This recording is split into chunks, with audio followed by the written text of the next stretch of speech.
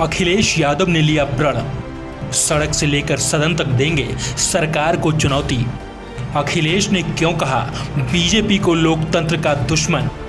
क्या है अखिलेश की अगले 5 साल की प्लानिंग? यूपी चुनाव के नतीजे भले ही अखिलेश के मन मुताबिक नहीं आए हैं, लेकिन उनका जज्बा बिल्कुल भी कम नहीं हुआ है। बल्कि चुनावी नतीजे के बाद जिस तरह से उन्होंने अपनी रणनीति बदली है, उससे तो ऐसा लग रहा है मानो उन्होंने अगले 5 सालों की योजना बना ली है और वो प्रदेश की योगी सरकार से दो हाथ करने के लिए तैयार हैं। तभी तो उन्होंने सरकार गठन के साथ ही अपनी भी रणनीति पर काम करना शुरू कर दिया है।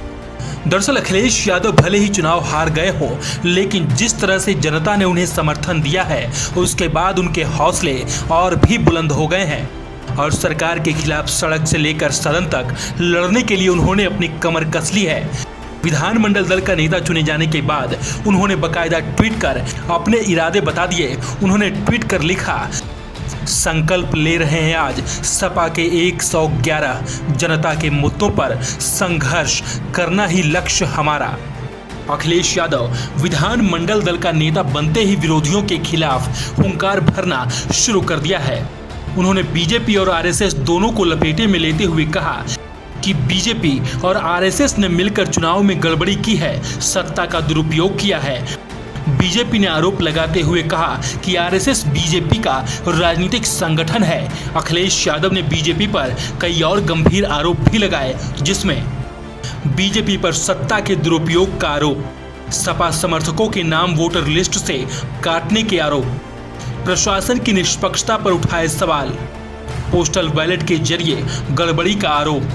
गौरतलब है कि अखिलेश यादव को पता है कि अगर बीजेपी जैसी बड़ी पार्टी से राजनीतिक लड़ाई लड़नी है तो उन्हें 24 घंटे एक्टिव रहना होगा, तभी उनसे मुकाबला किया जा सकता है।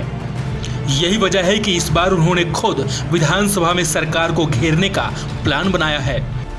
जाहिर है कि अखिलेश यादव भले ही इस बार चूक गए हैं, लेकिन उनकी नज़र अब 2024 और 2027 पर है, जिसमें वो किसी भी सूरत में नहीं गंवाना चाहते हैं। यही वजह है कि रोजगार, महंगाई जैसे जनता के बुनियादी मुद्दों को सड़क से लेकर सदन तक उठाने की तैयारी में जुट गए हैं। उनकी इस रणनीति से इतना तो साफ है कि इस बार बीजेपी के लिए राह आसान नहीं रहने वाली है। सरकार को कदम कदम पर अखिलेश यादव से चुनौती मिलने वाली है।